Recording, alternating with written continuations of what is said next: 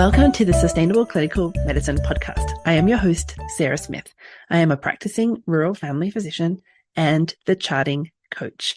This is the podcast for physicians and advanced practice providers who are ready to step back from the busyness of their clinical day to share ideas, question everything, and redesign their clinical day. We are redesigning clinical medicine to create sustainable clinical days and create time for our lives outside of medicine. Join us for discussions with world experts who are helping design sustainable models of clinical medicine and the physicians or clinicians who have discovered or designed sustainable models of clinical medicine for themselves. Before we get started, I just wanted to remind those of you who are working on backlogs, just check in the www.chartingcoach.ca/backlog-buddies is the place you can come and do your backlog alongside fellow clinicians and physicians. So if you want to kind of hang out and have some ability to stay on task for the 2-hour sessions, come along. We'd love to see you there. Hello, and welcome back, everybody. So we have with us Dr. Priyanka Venugopal, who is going to talk to us about all the things about her medical journey and some of the things she's doing now for our physician and clinician community. So welcome. I'll let you introduce yourself to us. Thank you so much, Sarah. I am so excited to be here. First of all, I just want to say thank you. I think that we've talked about this before and offline. I think sharing stories around our personal experiences, particularly as physician women, is so incredibly important because we get to plant the seed of what's possible when we're sharing stories. You're not alone if it feels hard at times. And I think storytelling is just the best way of doing that. So thank you for having me on your podcast. I love being here.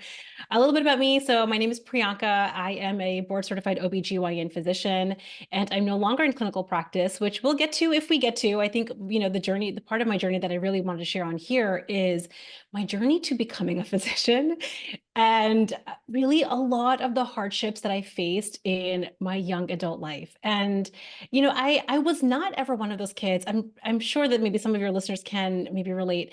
I was not one of those kids that was just a natural in the classroom, like getting the A's, just, A's did not fall into my lap. Let's just say the A did not fall into my lap.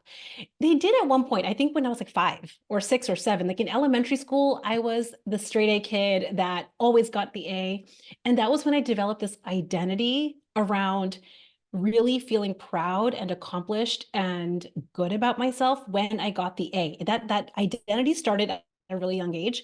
But unfortunately for me, the A's did not keep falling into my lap. And it started as early as middle school and definitely high school, where I just was like, this is hard for me. And I started to really bring along, I think of this as like a little backpack of emotions. I think pressure and inadequacy were my ride or die friends at that time of my life, which really pushed me to work really hard, to kind of put my head down. I had a lot of comparison, like I would compare myself to my friends and peers who seemed to have the A's fall into their lap and what that would mean about me.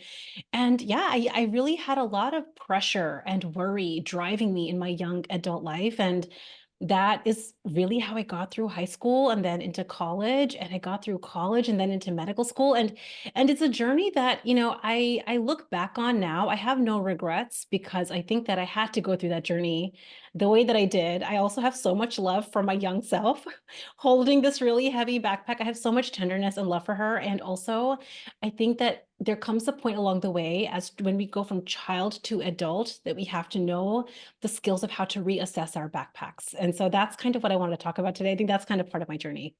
Yeah, nice. I like that. I identify with the it comes easy for a while, but we then run out of smarts. And I think Carol Dweck has a great book on that, which I think if I had understood that earlier years, may have been just so much easier that change mindset of or growth mindset that she talks about there, about the we run out of smarts, so then we have to put in the effort, and we should be proud of our effort rather than just relying on our smarts. So Yeah. super important that you identified that. So then tell us what happened next. Yeah. So I think I would say that I never really should have gone to medical school, to be perfectly frank and honest, I don't think that I basically chose medicine because it felt like the right thing to do. The way that I was raised, my parents were very focused on me having a professional degree. And they didn't necessarily push me for medicine specifically, but it was like, be a doctor, be a lawyer, or go be an engineer. It was like one of these three pathways. And I think because as a young person, I just respected them so much. And, we respect the big people in our life. We don't really think to challenge what they think. In my mind was like, I guess those are the three options. And I didn't really explore in my young adult life in high school or college. I didn't really explore much. Between undergrad and medical school, I did work at the NIH for a few years where I was trying to decide, do I want to actually do medicine or maybe get a PhD, maybe go into research? And it was one of those things where I just felt so bored. I'm sorry to everyone that does the research. I love you all so much, and I'm so grateful to you. I just couldn't do bench research. I did it for a little while. I felt so bored. And then I was like, I guess medical school, I guess that's what it is. And so I applied to medical school. My husband at the time, we got married during this time in between undergrad and medical school, and he got a job out in San Francisco in California. So I was like, okay, I guess that's where we're going. We're going to California. I applied to medical school. And in medical school, I think that I would say I was in the middle of the pack in terms of the natural smarts and the efforts that I had to put in. I could feel like now everyone was having to put the effort in. Whereas in high school and college, it felt like some people just naturally got it easy. I think in medical school, everyone was like, whoa, okay, we all have to work a little bit. And there were those people in the class that, of course, were just really, really, really brilliant at medical school, but that was not me. And I think that that was where I just started to learn, if I pressure myself a lot, if I tell myself you have to buckle down, I would get results. So it was a strategy that worked in my young adult life. It started to work in medical school. I got through medical school.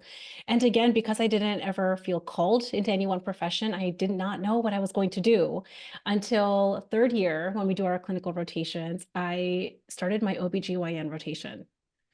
Oh, Sarah, day one, it was like the universe came together and said, Priyanka, you have been confused forever, but here's a gift.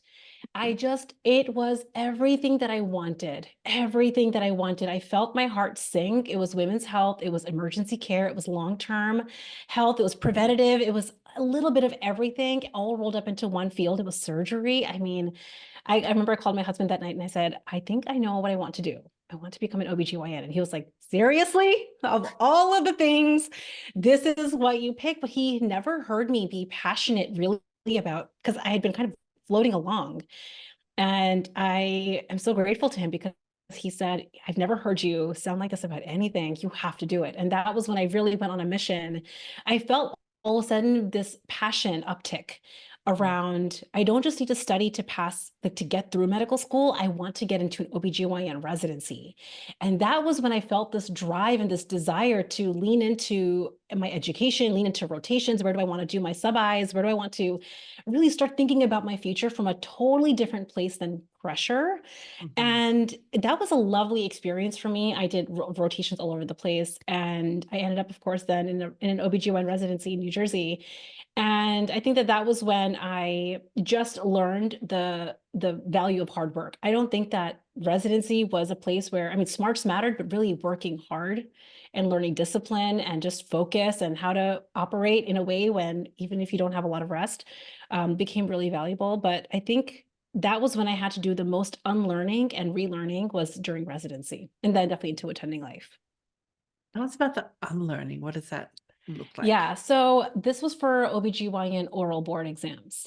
Oral board exams were one of those things. It was like the little monster in the closet that you hear about as an intern. You see the seniors all studying for their board exams, and it was just this thing that you feel a little bit scared about. And then as the year comes closer and closer, it becomes bigger and bigger, but you get closer and closer to it.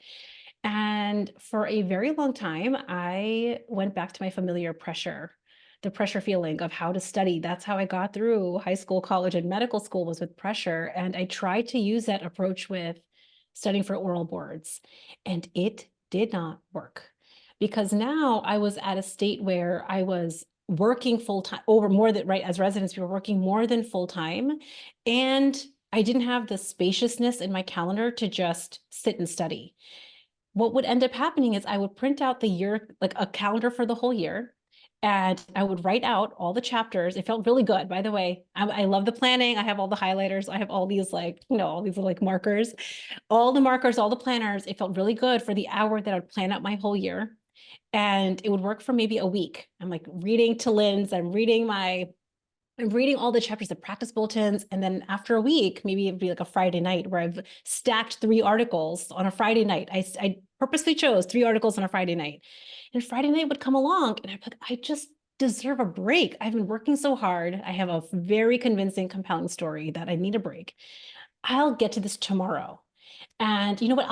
I'll take these 3 articles and I'll space them out. So I'll just do one extra on Saturday and one extra on Sunday and one extra on Monday. So that way I can just have a break. I can just take Friday off and enjoy a movie with my husband and relax. And then Saturday would come around and I would see now the pile that I have prepared has gotten a little bit bigger. And the mountain that was already a mountain has one more article piled on top. And I was like, you know what? Let's just, oh, it is Saturday after all. And, we do want to be healthy and get outside. Again, another very convincing story is I would put Saturday off. And all of a sudden, what would happen is my pile would move to the next day to the point where I couldn't sustain the mountain anymore. And rather than really evaluating my process, which is the journey that I had to go on, the relearning that I had to do, the unlearning that I had to do was I would print out a brand new calendar. I just like forget the whole thing. I would print out a brand new calendar for the whole year and redo all the chapters. And it got to the point where my husband, every few weeks, he would see the printer going with like, the monthly calendar getting printed. He's like, oh, we're doing another calendar, huh? And he just knew it's not going to work. And so the unlearning that I had to do was the feeling that I was using to drive my studying was pressure. And I lost months of time in this, where I would even open the book, but because I felt so much pressure, I wasn't actually focusing. I would read a sentence, but it wouldn't land. And so then I'm now rereading the sentence. You know how much time I probably, in your words, I'm thinking of you. I did this work 4 times. I read the chapter instead of reading it once and letting it sink in and like understanding and knowing the material and then taking it out into the world. I had to read the chapter 4 times. Not only did I read it 4 times, I would then get to the exam and be like, what did I even read? What was that again? So the unlearning that I had to do, and I had to go through this experience. I think if somebody had told me, Priyanka, you can't use pressure to study, I would have probably rolled my eyes at them, maybe, laughed at them, there would have been a little bit of like a, you don't know what you're talking about experience because I didn't have a better alternative. I had spent so much of my life feeling pressure to feel accomplished and proud and to fulfill any feelings of inadequacy, that it was a very habitual feeling, a very practiced feeling that did get results for me in my young adult life. It just was not working for oral boards. And I remember I had this, it was like, one of those powwow talks you have with your besties where we all cry. We have a good cry. I was talking to my best friend Ruth. She was my chief as an OBGYN. She'd already gone through the experience. And she said to me, Priyanka, why are you doing any of this? Why? My husband asked me the same question. He's like, you don't even have to be board certified. I was like, what do you mean? We need to have all the degrees. We have to have all the certifications.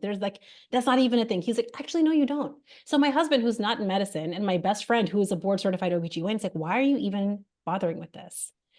And that question, when I dropped my defensiveness around the question even being asked, it let me tap into why was it that I wanted to do this? And that led me tap into the feeling of passion that I was talking about when I discovered OBGYN residency. I was like, wait a second, I actually want to be the best physician that I can be. I want to be that person that just knows all of the things. I want to be the person that can just spit out the facts. Why? Because what if that was just could be so fun for me? And all of a sudden, I started to feel this desire to study in a way. This might sound crazy, especially if you've been with pressure your whole life, but I felt like, ooh, what am I going to learn today from this practice bulletin? And all of a sudden, the way that I was focusing on the article or focusing on the chapter, I got to read it because I was reading it in a way that was like, oh, what am I going to get out of this? What am I going to learn? Wait, that study applied to that group. Wait, that doesn't apply to that people. And I'm thinking about my real life patients. I'm thinking about how this is going to apply to me next year. And it just changed how I started showing up in my study experience, which then also started changing how I showed up as a physician, which, I mean, to me, it was a game changer. I would say it was like one of those game changing moments you have in your life where you take a 1% shift, you're on a totally different trajectory. You're going to end up in a totally different place. Yeah, that's very, very fun. Yeah. You found the fun way of doing it. Yeah. You found the way that was impactful for you, the way your brain was going to remember it. You're starting to link it to the types of patients you've seen and how this could be useful to you later. And that's going to recall a lot faster in an exam situation. Mhm. But then even the questions you're asking, right? Mhm. What am I going to learn from this bulletin that's useful to me and my patients? Mhm. Rather than I got to get through this bulletin and the next 3 journal articles and this chapter tonight. Absolutely. And, Sarah, what you're talking about is the difference between saying I have to do something versus why might I want to do something? And I think, and I keep thinking about your example with the superhighway. We have these superhighway thoughts. It's like we've created these habits in our mind, and I have to has become a habitual thought, especially if you're a high achieving physician, you're a professional woman. It's become one of those thoughts that we've stopped challenging. We say it like it's the news. I have to. Mhm. And I think that that's one of those thoughts that will hold you hostage for a lifetime. And when I reflect back, I can see how it held me hostage in my youth. I don't even have any memories really from high school and college. I don't even remember it very much because I think I had so many thoughts that created pressure and worry and, fear of failure. And those thoughts will hold us hostage. So I think it's important to at least see them. Yeah, I'm thinking of my group who have a big backlog and they're looking at this mountain. They're just moving the Mhm. mountain forward Yeah. with that pressure and negotiation. Like you were talking about, it's Friday night. I need a day off. It's Saturday. No, I don't want to do all of the things. And that pressure of, but I have to, and I will delay joy and I will delay, time with my family and I will delay fun Mm. for the pressure of this insurmountable mountain in front of me. And I just find that even the question of why would I want to do this and what else is possible about this, we wouldn't even consider if we have the I have to do this. It just kind of shuts the door on possibility of thinking about anything in a different way. Oh, absolutely. And even I think the other point to highlight with this idea of pushing the mountain off to later, I teach this concept. I call it the 3C concept. Basically, we're very practiced. And this is normal. If you do this, you're not alone. We all do this. We tell ourselves very convincing, compelling, and convenient stories to take us out of putting effort in now. And it's normal because our brain is designed to not expend effort and energy. So I think what we have done, however, is we have tried to gimmick our way out of that by planning. So Mhm. we will spend a lot of time planning about the work and planning to do the work of the mountain and planning the schedule and even I want, if anyone's listening to this, you can even think about how much time do you spend thinking about the work, just like the thinking around it, the rumination, the in your mind going over all the scenarios. You're thinking about the meeting tomorrow, you're thinking about the meeting yesterday. So our mind has come up with very brilliant tactics to convince us that we are putting a lot of work in, when in fact it's our convenient way of being comfortable. So planning and thinking about the work is way more comfortable than actually doing the work, opening up the book, looking at the mountain of charts and just like picking the first one up off the table. And I think it's so important to start becoming aware. Am I choosing a convenient story that is feels like work and effort, but really it's my land of familiarity versus what's in the way of me just picking that first chart up or opening the textbook to just make a dent in the mountain? Mm, yes. See, we have all this pressure, and you're reading that sentence over and over again, and you're kind of spinning in that overwhelm of I've got so much to do tonight, or I just have to knuckle down and get this done, that pressure, and it's not allowing you to stay present to the activity that you're doing. Mhm. What do you think it is the shift is when we're getting the work done and it feels like that isn't so hard? That wasn't as hard as I thought it would be. Oh, I'm done. Like, what do you think that shift was for you personally that would bring you out of that overwhelm of rereading pressure and kind of shifted you into your new way? Yeah, so I think that for me, this happened, I think probably subconsciously or inadvertently as I was studying for board exams. It definitely happened for me in my weight loss journey. That was when I really noticed the difference. But I realized that I was on this perpetual chase. So even after I passed board exams, it turned out that the pressure didn't go away.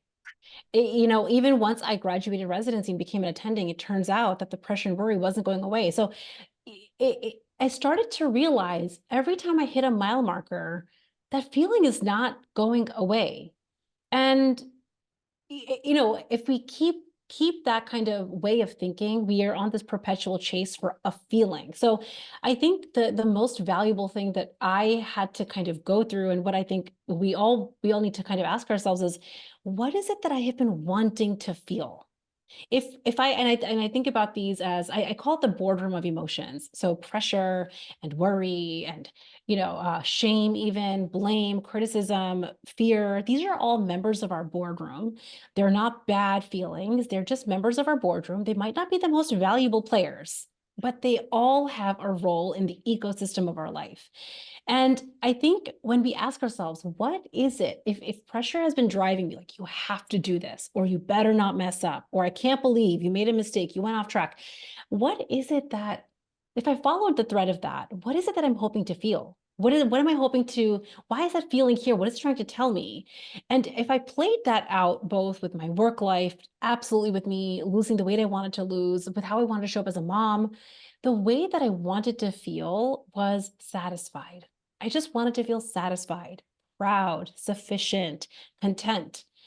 So I started to ask myself, if I don't want to be on the perpetual chase anymore of feeling those emotions, because it turns out I got board certified, graduated med school, I became an attending, I have these two kids. Turns out I'm not feeling the feelings that I thought I was going to feel. What would it be like for me to start feeling those emotions in the work, in the process of hitting goals? And this required, I mean, this is where I think coaching was so valuable and so important, to parse apart, separating the difference between hitting goals and feeling good about yourself, feeling proud and satisfied and sufficient. And I think that that is the work of a lifetime. How can I create a feeling of satisfaction and sufficiency in the work, in taking this chart off the mountain, in opening the textbook, in me doing this project that I've been putting out? What would I have to believe about myself and this work in front of me right now in the messy work, messy implementation, that would create a feeling of satisfaction, contentedness, pride? And it turns out, I think, when we start to practice this, and this is a skill you practice, it's not going to happen overnight. When you practice the skill, you start dropping fatigue from your work life. You stop, because now you're not carrying this heavy backpack with dumbbell, with the pressure and the worry weighing you down. They might be there because they're members of your boardroom, but they don't have the mic anymore. They're not holding the mic, in how you're running your life. And I think that again, I think that's something that just takes a practice and an awareness as well. Nice. I like that. All right. So we're going to invite satisfied, sufficient, and content to come along to this board meeting too. Mhm. Oh I yeah. like that. I think that's fun because you're Yeah. right. I think we're giving the mic to something that we've given it to too much, too well practiced. He's got center stage. He's taken over the meetings. He turns up and says, we need this planned out and beautiful and perfect, and it must be done this way. And if it's not done that way, it's, the whole thing has to be redesigned. And saying, Mhm. no, no, how can we take the pressure off a little bit? How can we have a bit more fun here? How can we start to bring in those little glimpses of good job? Right. earlier. And this is not to say, I think this is very different than platitudes and just telling yourself positive thoughts. That's not what I'm talking about. I think this is like, so to use our boardroom example, if you took a school bus when you were a child, or maybe if you remember like in your youngest years, when you would come into the classroom, you did not have assigned seats, you might have found yourself sitting in the same seat day after day, or a similar seat on the bus. If you were not assigned a seat, you would just fall into the same spot, sit at the same place in the lunchroom. So just like we have developed these shortcuts, our brain has done this brilliantly to avoid decision making all the time. It's so normal that we've done this. Just like that, we have, feelings like pressure and worry and inadequacy and fear and nervousness and doubt. These emotions have simply, for many years and maybe decades for some of us, have gotten very used to being the front and center of our boardroom. So it's like we walk into the meeting and how we're going to run our life. And these emotions just walk on in. They're not even thinking twice about it. Everybody just takes their place without thinking about it. Mhm. So what we're talking about is we don't want to make ourselves wrong. We don't need to blame our blame or judge our judgments and, put pressure on top of our pressure, just to simply hold, with a gentleness and maybe with some compassion that, oh, my child self, my youngest self, put these emotions without realizing it at the front of the room. And we're going to come in now as the CEO and be like, hey guys, love you all so much. Thanks for participating. We're going to shuffle some seats around. And all that we're saying is we're not trying to necessarily take the mic away from doubt or worry or pressure, because again, they're valuable. They're just signaling to us that something matters to us. But our question is, how do we want to respond? So now when pressure might say to me, you have to get this done, or if blame is like, you shouldn't have made that mistake, I can't believe you did that, or you're getting so far behind. Me cheerleadering myself in the moment is actually an act of me ignoring a very valuable member of the boardroom. So I think a way more valuable strategy here is, who would I want to be making this decision? Is it sufficiency? Is it calm? Is it grounded? Is it confidence? What is the emotion that I want to be living in? How would that emotion respond to the other member of the boardroom? So we're not going to just be like, hey, shut up, doubt, or like, go away, worry. It's like, oh, I totally get that you're feeling this way. I totally understand your perspective. And also, I have some really good ideas. Mhm. And really having a dialogue with these other parts of us in a way that will start to navigate away from worry. And now confidence or calm or sufficient starts to hold the mic more. You start creating newer habits. Mm. Yeah, it changes the whole dynamics in there. Mhm. You're right. It's not denying those automated responses or those well-practiced responses, because if we just simply think that they're wrong, we're not going to believe ourselves. Absolutely. Of course, we're going to think it's important and it has to be done. Yeah. And how can we do it in a way that may be a little lighter, a bit easier, or maybe can also give us a bit of time this weekend to not just fill up the entire space? Yeah. Right. And I think it's important to, when we cheerleader ourselves, like, and I'm very guilty of this with my son, who's now 8. If he used to, when he was younger, he would come home and maybe he had incident come up with him at school, or maybe with a friend. I'd be like, oh, don't worry, you've got this. And we do these very well-meaning, because we want our children to not feel disappointed or discouraged or upset about something, but we sometimes invalidate they're very normal emotions. And I think that we do this with ourselves as well. If we cheerleader ourselves without giving some significance to Mm. the fact that, the pressure or the worry, while it's not the most valuable player in the room, has had a role. It's Mhm. just trying to share with us, like, hey, we care about this. That's Mhm. all. We care about this. And also, maybe it's not the most valuable member that's going to come up with a strategy on how to make it happen. And I think we only can do this when we know how to take objective inventory of the past. If I really look at the past, I'm like, what did pressure actually create? I ruminated, I second guessed, I made a plan, then I would make a plan again. I would succumb under the pressure. I would throw away the whole thing. If I really took pressure or worry or inadequacy down the line, what did it actually create? It didn't actually create what we wanted it to create. Mm. Noted. Least valuable player, not the worst, just not very helpful in the life that I'm trying to create for myself. Yeah, just the noisiest one. That's it. That's it. Super helpful. Okay. All right. So it's a team member that does all the worrying, but none of the work. Yeah. Yeah. So fun. Exactly. So fun. This is great. This is great. Okay. All right. So we get through boards. Yeah. Yes, we got through boards. Good job. Got through the boards, got to practice. And it's the funny thing, and I'm sure that so many people have experiences. You think, once I survive residency and get through board exams, then So life easy. is made. I'm just like settling back in my chair. I can just chill out, relax.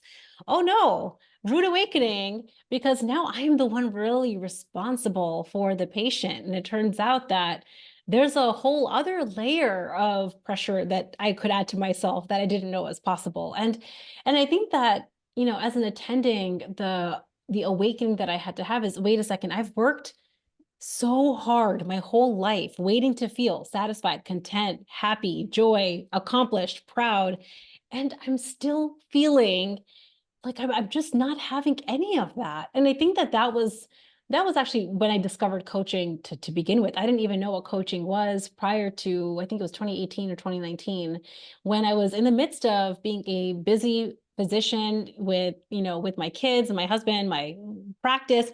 And I was living my life in a way where I had this now good on paper life. So I had checked off all of the boxes that I was supposed to check off. And yet I was feeling I was not unhappy, but I was feeling dissatisfied. Mm. I was like, is this looking around? I was like, is this the whole thing? Is this it? Because I worked really hard to get here and this does not feel like what it's supposed to be, and I think that there was a period in my attending life where I went into a little bit of blame. I would blame my husband for not being, understanding enough or loving enough. Or I would blame my, at the time, 3-year-old son for being difficult. Like maybe that's why I'm feeling so frustrated. Or I would blame my call schedule. Or I would blame, something about the hospital schedule or like the way that administration and management's happening. I would blame because I didn't have a better alternative. I'm like, why else would I have this good on paper life? Why else am I not feeling the way that I want to feel? It must be somebody's fault. And I think a lot of and that was actually also part of the reason that I would go to food. So, the way that I would cope, medical school, residency, and definitely early attending life, definitely oral boards, is I would pressure myself to overwork and over deliver in my mind and if definitely, physically. And the way that I would treat myself would be with chips, crackers, cheese, glass of wine, Cool Ranch Doritos with the Kraft cheddar cheese on top. It was something or another. And little nibbles, licks, and bites turned into 60 pounds over 10 years. And I think what I realized in 2018, 2019, when I stumbled onto a podcast kind of like this, when I stumbled onto coaching, was wait a second. It turns out that this feeling that I have been chasing is available to me, and it's nobody else's job other than my own to create this for myself. I wonder what's been in the way.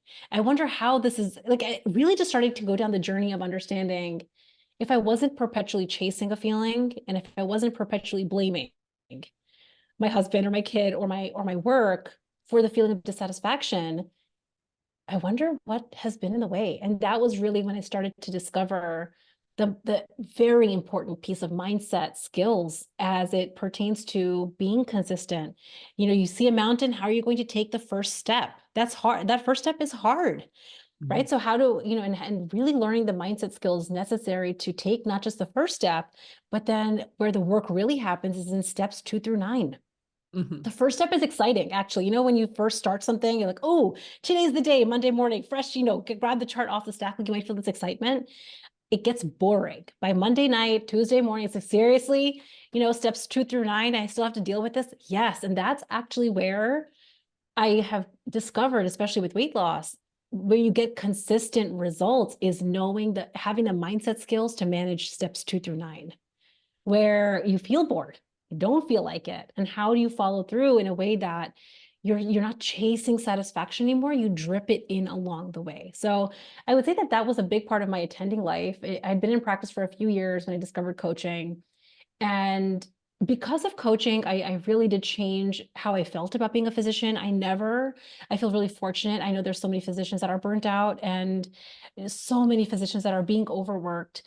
That was not me. I was in a practice that I really do respect, and I never got to the point of burnout, but I was feeling this desire for something more. And I think coaching just started to unlock for me, number one, a lot more agency as a physician in the practice that I was in, a lot of agency as a mom with my, at the time, 3-year-old who was quite a handful. And I just got bit by the coaching bug, and I just realized it was something that I wanted to know more about. Just for me, not with the intent of leaving medicine. My goal was never to leave medical practice. And I got certified as a life and weight loss coach. And it just was one of those, I feel like my world shattered open a little bit at the possibility of just taking this work to the next level. I started coaching some people, and just the impact that it felt on them, I think is what drew me to coaching. So yeah, that's it's been quite a ride to go from medical practice, really doing a lot of this work as a physician. I lost the weight as a physician. I feel like I really healed a lot of the pressure that was driving my life as a physician, and then making the change to something that was different. Yeah. What did it look like on a day-to-day when you were making the changes from the dissatisfied, pressured, disappointed attending, who would then use food to satisfy? What did it look like as you transitioned? So how did that actually play out day to day for you? Yeah, there are two key things for that that I distinctly remember.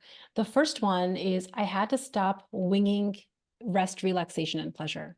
What I had been doing, because I was a chronic overworker and so used to being productive and a little addicted to the gold stars and, like, the colleague or the boss saying, "Good job, Priyanka." I was very addicted to overworking. Mhm. So my playtime, I'm going to put playtime in quotes, but adults should be playing and having fun and resting. I would squeeze it in when I could. And that was basically never, which is why I would overwork. And then Friday night, I'd go into screw it mode. And like, I would basically try to steal pleasure with the quickest way possible, which was Cool Ranch Doritos, Kraft cheddar cheese, and, like, 2 or 3 glasses of wine. So the first step was actually planning properly for fun and rest and relaxation first. If I wanted to plan in, like, in a way that felt deeply gratifying, what would feel fun? If I didn't want to use food and alcohol as Mhm. my only means of fun and relaxation, what would be 5 other ways? And I took up sewing. I started YouTube. I like YouTubed how to sew a blanket, or I forget what did I YouTube. I forget what I typed into the search engine, but I found it became this like passion project, right? Like, got a sewing machine, and it was so much fun, a hobby that I actually had this beautiful product at the end of that I had no regret afterwards, where my body didn't feel like, ugh, after I, overate the Cool Ranch Doritos. It was amazing. So just discovering that there was ways of playing and resting and having fun separate from food, and planning it in advance. And then I think that the second piece of the process for me was really changing the narrative around weight loss for me. It used to be that if I wanted to lose weight, you have to count calories and points and stick things into an app, and then, like, do a I found the calculator, calendar. get out another calendar, do an algebra equation, and wonder, like, am I going to be in a deficit? And it turns out when our brain perceives deprivation, even when we're surrounded by food, it's going to make weight loss and fat loss really hard. Our metabolism slows down, our urges go up, because we're not designed to live in a state of deprivation. And so that was, I think, that was a more of a layered work for me on a day-to-day basis around how I wanted to eat in a way that I truly loved, that was free of deprivation. And I think that that meant really changing my relationship with how I was eating. It made me change my relationship with my body. And that did not happen overnight. So it was one of the things that it was one of those practices. I think the first thing was something I could implement right away, planning in rest and pleasure. But the second piece, changing my relationship, was really thinking about what are all the things that I love to eat. And I'm never going to feel deprived ever. I'm never, ever, ever going to be hungry when on purpose. If I'm hungry, I promise myself I'm going to eat, really changing that relationship. And that was like a moment to moment practice. It would happen in little moments. And I think it's really just changed the course for how anyone, if you want to lose weight, how you then maintain it for a lifetime. It's not a gimmick. It's not a quick fix. Hmm. Yeah. And hearing the objection of, but you don't understand, I don't have time to put in play. Like, why would I Mhm. buy a sewing machine? I don't walk enough steps as it is. I, where would you go with that? Like, how Yeah. it must have taken a decent amount of effort to overcome that thought that I don't have time. Yeah. So I think that we are really used to giving time a lot of responsibility. We think that time is responsible for the results we're producing. Time is responsible for the fun we get to have. Time is responsible for, I mean, if you really think about, and this is like in your words, Sarah, like the highway thought, like a very super highway thought, I don't have enough time. The amount of time that we spend thinking, I don't have enough time, the amount of time that we spend planning and then not following through, the amount of time that we spend opening up the laptop and then closing the laptop and then opening the laptop and then closing the laptop, or thinking about the fun and thinking about the plan is actually hours upon hours per week. So I would almost say, and this is, you don't have to take my word for it. I actually recommend we all go on a little, like, let's have a little play today. Just ask yourself, how often am I telling myself I don't have enough time? And just now that we've said it on the podcast, you're just gonna signal it like a little siren song. Oh, there I go again. And let it be a little playful. And sometimes I think we have this idea that play, what play looks like. Play has to be an hour of a massage, or it has to be a mani-pedi scheduled in. No, I think that's one way, but it's a really small, very narrow perspective of what play looks like.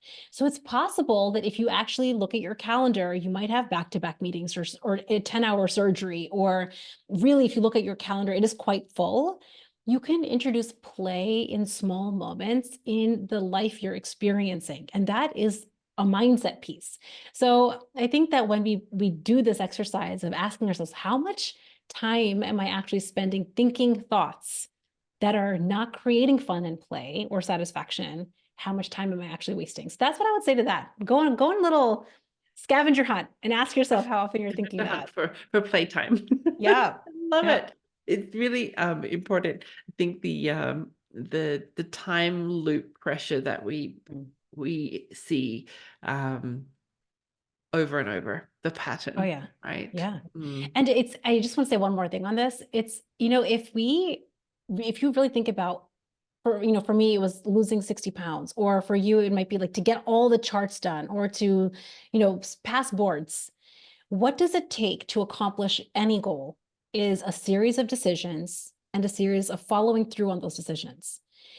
I've said this, I mean, my clients hear me say this time and time again. Making a decision and following through takes a moment. The decision itself takes a moment. To pick the chart up takes a moment. To stop eating when your body's not hungry just takes a moment.